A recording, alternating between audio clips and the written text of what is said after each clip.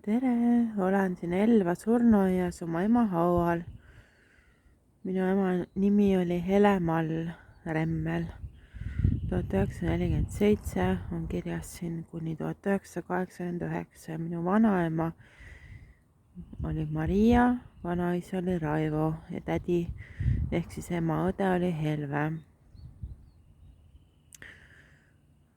Nii, ma näitan teile, kui ilus siin on, kui rahulik siin on. Linnud laulavad, siin on veel päris palju lund, kuigi täna on aprilli keskpaik, hakkab meil juba tulema. Ühesõnaga, minu ema oli inglise keele õppejõud Tartu Ülikoolis. Tema meetodeid ma mäletan, et kuidas tal olid sellised kaardid. Ühel pool oli eesti keeles, teisel pool oli inglise keeles. Nendega ta õpetas, siis ta õpetas inglise keelt ja Ameerika inglise keelt. Tal oli tohutult palju raamatuid. Minu lapsepõlvekodu oli raamatute ka nagu küllastunud. Näitan teile ilusat männimetsa, mis siin on.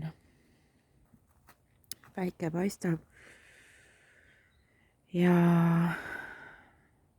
siis ta õpetas veel Beatlesite järgi, et olid kodus, kui ta oli juba haige, tal oli vähk kahjuks. Ta suri 41-aastaselt ja mina olin 11-aastane ja tal hakkas rinnast pihta, kui ta oli 32 ja 9 aastat siis vaevles, kuni igale poole läks edasi, küll ta oli onkoloogias sees, siis palju kordi lõigati, opereeriti ja lõpuks käis siis, või noh, eks abivaja ikka otsib, kus ta saab, et käis mööda nõidasid pidi, aga kahjuks ikkagi suri nii noorelt. Minul oli noorena foobia, et ma suren ka noorelt ära. Kartsin, et ega ma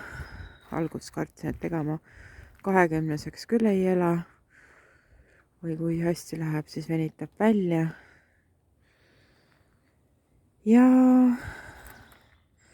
siis ma olen käinud rinnavähi uuringul, et minu emal ei olnud geneetiline vorm. Et mulle see edasi ei ole tulnud, mina olen praegu 43 juba.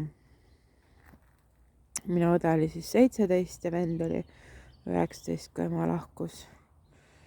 Ja vanaema oli vene õigeusku, maailma kõige heldem ja sõbralikum inimene. Vanaisal oli alati kommi. Ma olen kõik oma lapsepõlve suved veetnud siin Elvas.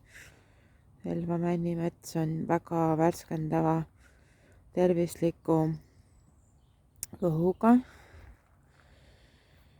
Ja tahtsin siin siis istuda,